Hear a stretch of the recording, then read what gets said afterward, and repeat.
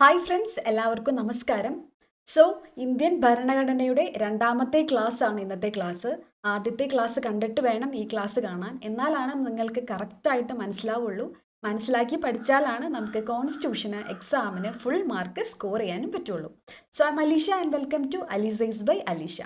ഇന്നത്തെ ക്ലാസ്സിൽ നമ്മൾ ഡിസ്കസ് ചെയ്യുന്നത് it's India Act of 1784 Charter Act of 1793 ആണ്. നമ്മൾ ഭരണഘടനയുടെ ഹിസ്റ്റോറിക്കൽ ബാക്ക്ഗ്രൗണ്ടാണ് പഠിച്ചുകൊണ്ടിരിക്കുന്നത്.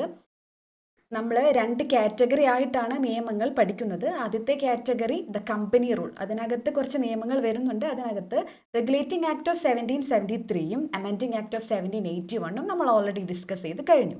ഓക്കെ, ഇന്ന് നോക്കാൻ പോകുന്ന ആദ്യത്തെ നിയമമാണ് ഇറ്റ്സ് ഇന്ത്യ ആക്ട് 1784. ഈ ഒരു ആക്ടിന് എന്തുകൊണ്ടാണ് ഈ ഒരു പേര് വന്നത്? ഇദ്ദേഹമാണ് ബ്രിട്ടീഷ് പ്രൈം മിനിസ്റ്റർ ആയിരുന്ന വില്യം പിറ്റ്. അപ്പോൾ ആ ഒരു സമയത്ത് ബ്രിട്ടീഷിൻ്റെ പ്രധാനമന്ത്രിയായിരുന്നു വില്യം പിറ്റ്. അതുകൊണ്ട് തന്നെയാണ് ഈ ഒരു നിയമത്തിന് പിറ്റ്സ് ഇന്ത്യ ആക്ട് എന്നൊരു പേര് വന്നത്. അപ്പോൾ എക്സാം പോയിന്റ് ഓഫ് വ്യൂവിൽ നല്ല ഇമ്പോർട്ടൻ്റ് ആയിട്ടുള്ള ഒരു ആക്റ്റാണിത്. എന്താണെന്ന് വെച്ചിട്ടുണ്ടെങ്കിൽ ഒരുപാട് ഇമ്പോർട്ടൻ്റ് ആയിട്ടുള്ള പ്രൊവിഷൻസ് കൊണ്ടുവന്ന ഒരു ആക്റ്റാണ്. അതുകൊണ്ട് തന്നെ ചോദ്യങ്ങൾ ചോദിക്കാനുള്ള സാധ്യതയും കൂടുതലാണ്. ഏറ്റവും ഇമ്പോർട്ടൻ്റ് ആയിട്ട് കൊണ്ടുവന്ന ഒരു മാറ്റമാണ് ഈസ്റ്റ് ഇന്ത്യ കമ്പനിയുടെ പ്രവർത്തനങ്ങളെ രണ്ടായിട്ട് സെപ്പറേറ്റ് ചെയ്തു. ഏതൊക്കെയാണ്? കമ്പനിയുടെ വാണിജ്യ കാര്യങ്ങൾ, അതായത് കമേഴ്ഷ്യൽ അഫയേഴ്സ്, കമ്പനിയുടെ രാഷ്ട്രീയ കാര്യങ്ങൾ, അതായത് പൊളിറ്റിക്കൽ അഫയേഴ്സ്. ഇങ്ങനെ രണ്ടായിട്ട് സെപ്പറേറ്റ് ചെയ്ത ഒരു ഡ്യുവൽ സിസ്റ്റം അല്ലെങ്കിൽ ഒരു ഡബിൾ ഗവൺമെൻറ് എസ്റ്റാബ്ലിഷ് ചെയ്ത നിയമമാണ് പിറ്റ്സ് ഇന്ത്യ ആക്ട് 1784. ഇങ്ങനെ വാണിജ്യ കാര്യങ്ങളെ കൈകാര്യം ചെയ്യുന്നതിന് വേണ്ടി കോർട്ട് ഓഫ് ഡയറക്ടേഴ്സിന് പെർമിഷൻ കൊടുത്തു. നമുക്കറിയാം, court of directors 1773 regulating act പ്രകാരം എസ്റ്റാബ്ലിഷ് ചെയ്ത ഒരു ടീമാണ്. അവർക്ക് കമ്പനിയുടെ വാണിജ്യ കാര്യങ്ങൾ കൈകാര്യം ചെയ്യാനുള്ള ചുമതലയാണ് നൽകിയത്.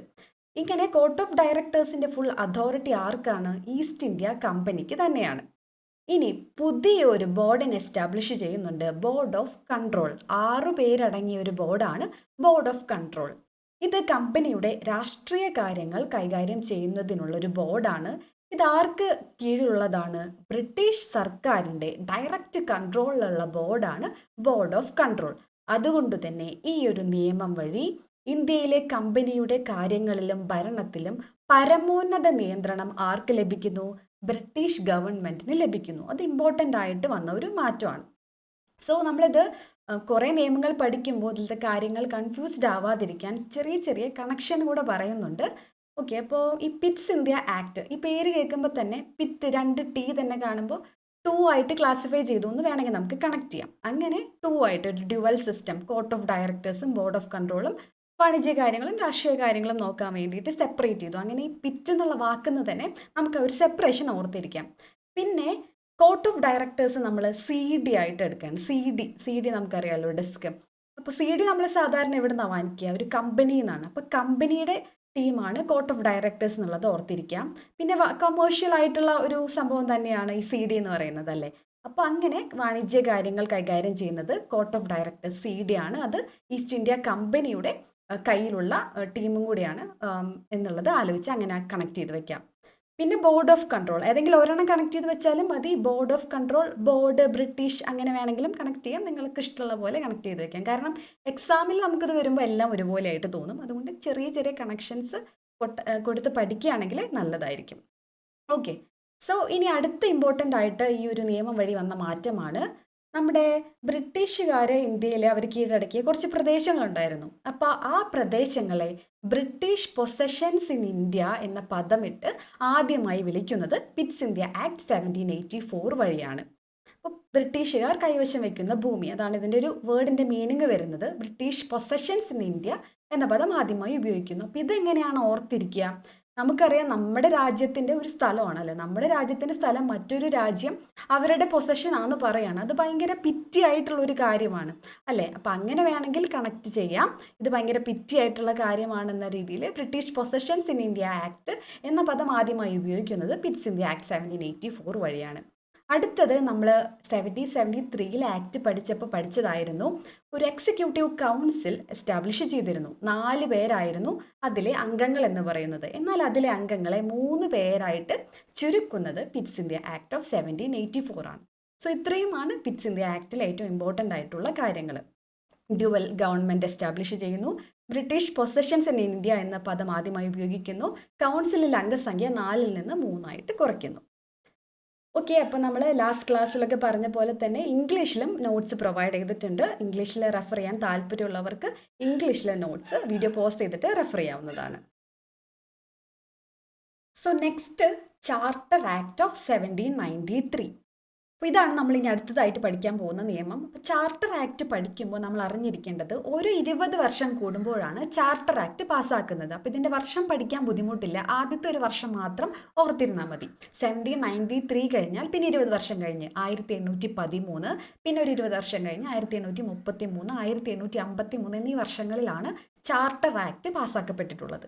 അപ്പോൾ വർഷം പഠിക്കാൻ കൺഫ്യൂഷൻ വരേണ്ട കാര്യമില്ല. ഇതിനിടയിലും ചില നിയമങ്ങളൊക്കെ പാസ്സാക്കിയിട്ടുണ്ട്, പക്ഷെ നമുക്കത് എക്സാം പോയിന്റ് ഓഫ് വ്യൂവിൽ ഇമ്പോർട്ടൻ്റ് അല്ല.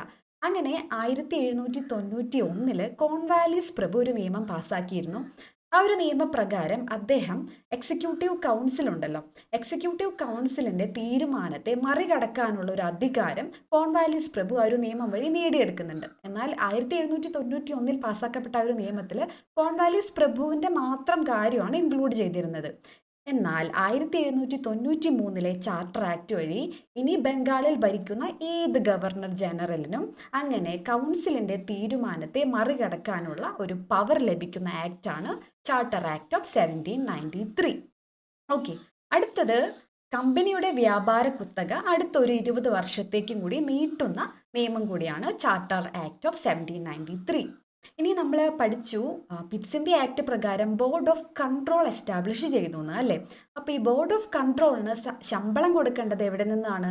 ഇന്ത്യയിൽ നിന്ന് ലഭിക്കുന്ന വരുമാനത്തിൽ നിന്ന് വേണം ബോർഡ് ഓഫ് കൺട്രോളിന് ശമ്പളം നൽകാൻ. ഇങ്ങനെ 3 പ്രൊവിഷൻസുമാണ് ഇമ്പോർട്ടൻ്റ് ആയിട്ട് ഈ ഒരു ആക്ടിൽ മുന്നോട്ട് വയ്ക്കുന്നത്. ഒന്ന്, കൗൺസിലിൻ്റെ തീരുമാനത്തെ മറികടക്കാൻ ഗവർണർ ജനറലിന് പവർ ലഭിക്കുന്നു. വ്യാപാര കുത്തക 20 വർഷത്തേക്ക് കൂടി നീട്ടുന്നു. ഇന്ത്യൻ വരുമാനത്തിൽ നിന്ന് വേണം ബോർഡ് ഓഫ് കൺട്രോളിന് ശമ്പളം നൽകാൻ വേണ്ടിയിട്ട്. സോ നേരത്തെ പറഞ്ഞതുപോലെ തന്നെ ഇംഗ്ലീഷിലും നോട്ട്സ് പ്രൊവൈഡ് ചെയ്യുന്നുണ്ട്, ആവശ്യമുള്ളവർക്ക് റെഫർ ചെയ്യാവുന്നതാണ്. സോ ഇനി ഇൻട്രസ്റ്റിംഗ് ആയിട്ടുള്ള സെഗ്മെൻ്റ് ആണ് സാമ്പിൾ ക്വസ്റ്റ്യൻസ് ആണ്. ക്വസ്റ്റ്യൻസ് പ്രാക്ടീസ് ചെയ്താൽ മാത്രമാണ് നമ്മുടെ പഠിത്തം എവിടെ എത്തിയെന്ന് നമുക്ക് കറക്റ്റായിട്ട് വിലയിരുത്താനായിട്ട് പറ്റുള്ളൂ. ഓക്കെ, അപ്പോൾ ഇവിടെ എന്താ നോക്കാം. അസേർഷൻ തന്നിരിക്കുന്നത് Pitt's India act British east India കമ്പനിയുടെ വാണിജ്യ രാഷ്ട്രീയ പ്രവർത്തനങ്ങളെ വേർതിരിക്കുന്നു എന്നാണ്. ഇനി അതിൻ്റെ റീസൺ ആയിട്ട് നൽകിയിരിക്കുന്നത് പിറ്റ്സ് ഇന്ത്യ നിയമം വാണിജ്യകാര്യങ്ങൾ കൈകാര്യം ചെയ്യാൻ കോർട്ട് ഓഫ് ഡയറക്ടേഴ്സിനെ അനുവദിച്ചെങ്കിലും രാഷ്ട്രീയ കാര്യങ്ങൾ നിയന്ത്രിക്കാൻ ബോർഡ് ഓഫ് കൺട്രോൾ എന്ന പേരിൽ പുതിയ ഒരു ബോഡി രൂപീകരിച്ചു. അങ്ങനെ ഇത് ഇരട്ട ഭരണ സംവിധാനം സ്ഥാപിച്ചു. ഇതാണ് നൽകിയിരിക്കുന്നത്. ഈ സ്റ്റേറ്റ്മെൻറ്റ്സ് ശരിയാണോ? ആണോ? യെസ്, ആദ്യത്തെ സ്റ്റേറ്റ്മെൻറ്റ് ശരിയാണ്, നമ്മൾ പഠിച്ചതാണ് അല്ലേ? 2ആയിട്ട് സെപ്പറേറ്റ് ചെയ്യുന്ന നിയമമാണ് പിറ്റ്സ് ഇന്ത്യ ആക്ട്. വാണിജ്യം രാഷ്ട്രീയം എന്ന് 2ആയിട്ട് സെപ്പറേറ്റ് ചെയ്യുന്നത് പിറ്റ്സ് ഇന്ത്യ നിയമം. അതുകൊണ്ട് തന്നെ ഈ സ്റ്റേറ്റ്മെൻറ്റ് കറക്റ്റാണ്. പിന്നെ ഇവിടെ പറയുന്നത് കറക്റ്റാണോ നോക്കാം. വാണിജ്യ കാര്യങ്ങൾ കൈകാര്യം ചെയ്യാൻ കോർട്ട് ഓഫ് ഡയറക്ടേഴ്സ്, അതെ, അത് കറക്റ്റായിട്ടുള്ള കാര്യമാണ് അല്ലേ? രാഷ്ട്രീയ കാര്യങ്ങൾ നിയന്ത്രിക്കാൻ ബോർഡ് ഓഫ് കൺട്രോൾ, അതും ശരിയാണ്. അങ്ങനെ ആദ്യത്തെ സ്റ്റേറ്റ്മെൻറ്റിൻ്റെ എക്സ്പ്ലനേഷൻ തന്നെയാണ് രണ്ടാമത്തെ സ്റ്റേറ്റ്മെൻറ്റ്. അപ്പോൾ ഇവിടെ ഓപ്ഷൻ ഏതാണ് ശരി? ഓപ്ഷൻ എ ആണ് ശരി. എ, ആർ എന്നിവ ശരിയാണ്. ആർ എന്നത് എയുടെ ശരിയായ വിശദീകരണമാണ്. ഓക്കെ, സോ ഒരു ക്വസ്റ്റ്യൻ കൂടെ നോക്കാം. Which act is also known as act of settlement? അപ്പോൾ 4 ഓപ്ഷൻ കൂടെ കൊടുത്തിട്ടുണ്ട്.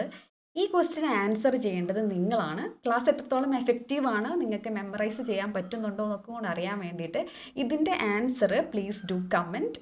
ഓക്കെ, അപ്പോൾ ഇത്രയാണ് ഇന്നത്തെ ക്ലാസ്സിൽ നമ്മൾ ഇൻക്ലൂഡ് ചെയ്തേക്കുന്നത്.